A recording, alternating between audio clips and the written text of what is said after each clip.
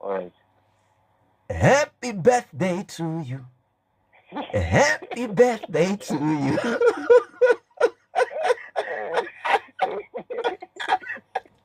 Happy birthday. Happy birthday to you, Taona. Thank you so much. I got you. I got you.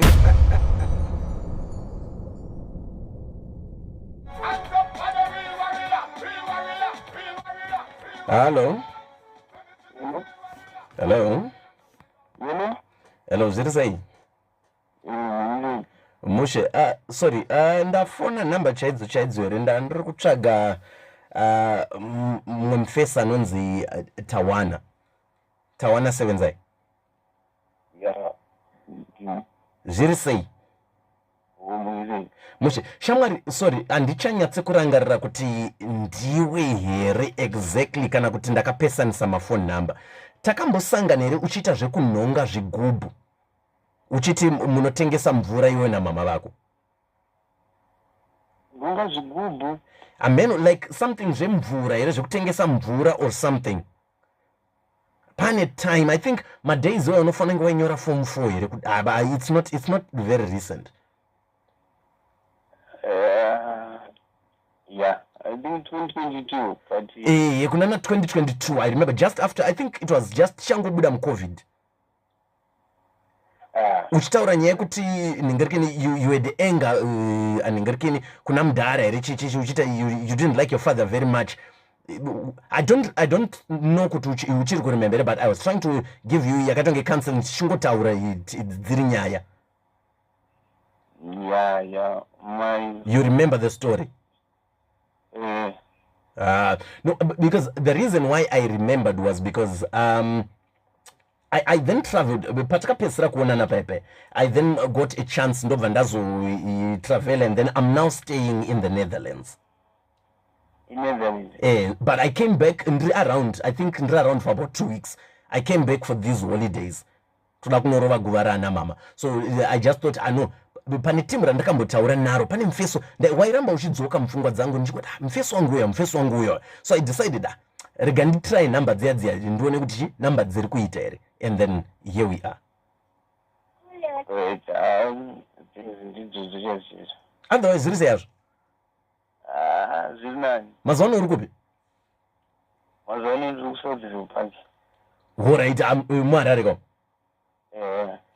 Bozve kuti I was thinking wakamboconsider here kana kunoshandira kunze? Not yet, but I'm working on it. Oh, you have plans of doing so? Yeah. All right. Because I was thinking kuti kana if you for anything, if you think you need any kind of assistance, I know you're doing well for yourself, but kana urungoto maybe urungojegwa nemfeso wako ari kunze nchichi even pamaplans waikuenda kunze waigona uzondibata totaura nyaya yacho. Maybe kumbera ice pressure mfeso wangu. Otherwise, are you available maybe nasi maskati kana kuti mangwana tingoita catch up over lunch na moms kana moms variko ongoti moms pane mfeso wangu uya. I think moms ukataura moms vanogona kundiremember. Mombobudikira muri tu na moms maybe mutona azototsvaga pekunodyira lunch and stuff tichingo for old memory's sake. Yeah, maybe after 1. After 1? Yeah. All right. Iribo. Sapani kama ka song so kanruda kuimba. I think ndikazo yimba ka song kako you will remember kuti ndinani. Ndakaka yimba ka song ikaka ko msoche rega ndika imbe izvi. All right. Happy birthday to you. Happy birthday to you.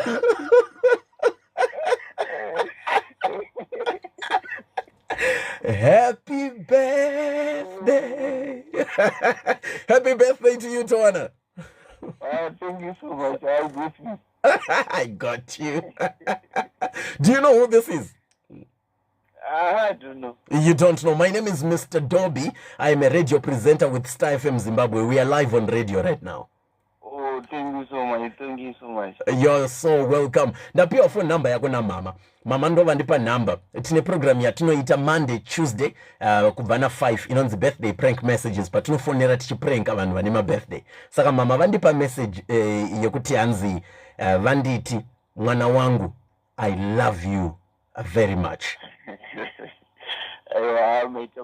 No, you're welcome. May God bless you. Mwari ngavarambe vachikuitira zvakanaka, and I pray on the plans dzatambokurukura idzo dzidzi Mwari ngavakuitire sezvinoda mwoyo wako.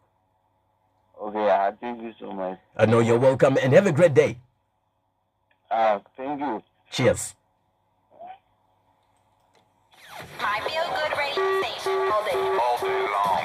The DJs are awesome. Different music. #1 for all the hits. All the hits, every day. Non-stop information. Non-stop radio. Star FM. Sounding good all the time.